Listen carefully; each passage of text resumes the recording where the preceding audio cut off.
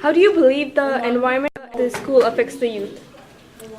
Well, students need a place that is comfortable and need somewhere that reflects the education that they're getting.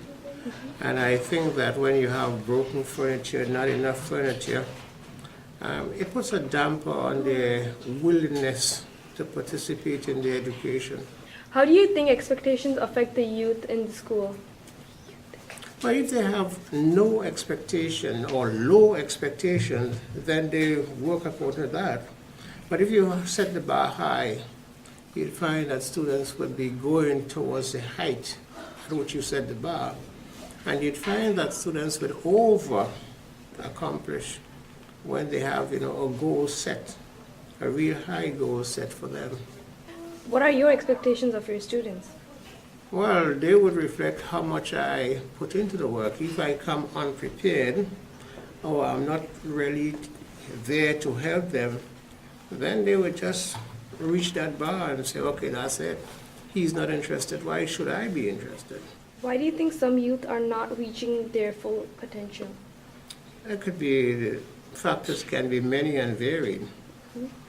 Too many young people, they are young, they're not mature, so they're not focused. And as they mature, you'd find that things would change.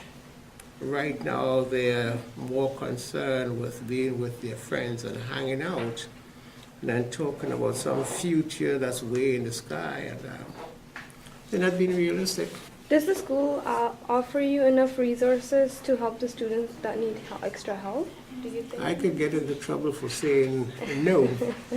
But what we do as teachers, we have to make do.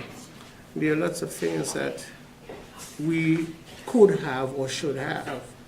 More computers in the classrooms are computers that work to begin with. Do you want to add any other comments about low expectations on youth, especially in Jane and Finch Community? I would not consider myself to be an expert in any community, but the Jane and Finch community gets a bad rap. There may be a few people in the community who have no sense of well-being, and because the media plays on that, kids may say, well, I'm from Jane and Finch, what do you expect me to do?